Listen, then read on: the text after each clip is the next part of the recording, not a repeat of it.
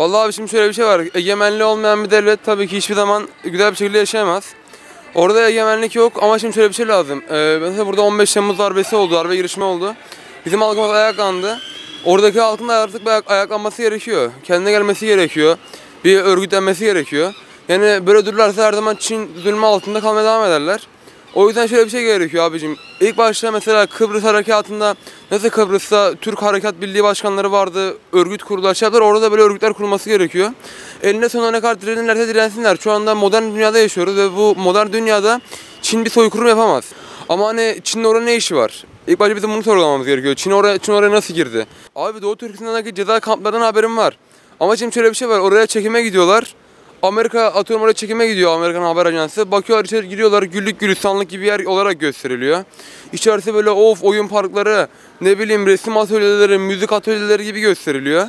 Tabi oradaki yerde korkudan ağzını açamıyor, çok mutluyuz diyor. Ama hani orada bir zulüm olduğunu tüm Türk halkı da, Müslümanlar da biliyor, hatta Hristiyanlar da bunu biliyor da ağzını açamıyor işte. Vallahi biz hani tepkimizi koyuyoruz her zaman gibi ama şimdi Çin'e, Türkiye kafa tutacak bir güçte değil şu anda. Ama Türk halkı tabii ki şu anda mesela Kıbrıs'ta oradaki Türkler bir direniş başlattı. Biz de oraya gittik, yardımcı olduk, uçaklarımız girdi ama şimdi şöyle bir şey var. Bulgaristan'daki Türkler buraya nasıl geldi? Bulgaristan'da kendi topraklarını bırakmak zorunda kaldılar, buraya geldiler. Ama Doğu Türkistan'da ise şu anda Çin zulmü altında zorla tutuluyorlar.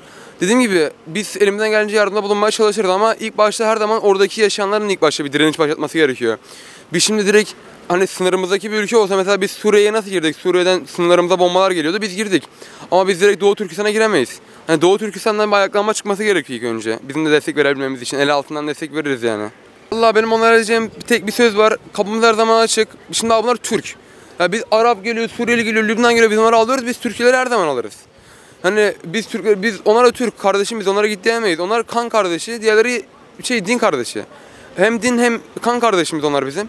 Şimdi bizim asıl meselemiz Suriye'yi, Lübnan'ı oraya buraya kurtarmak değil. Bizim asıl meselemiz Doğu Türkistan'ı kurtarmak olması gerekiyor diye düşünüyorum. Çünkü sonuçta orada yaşayanlar Türk.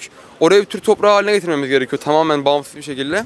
Hani biz burada Suriyelileri yollayabiliriz. Ama Doğu Türkistanları asla yollayamayız. Sonuçta orada bir Türk burada. Hani bizim kapımız onlara her zaman açık ama Suriyelisi, Lübnanlısı gelecekleri kadar geldiler, yardım edecekleri kadar yardım ettik.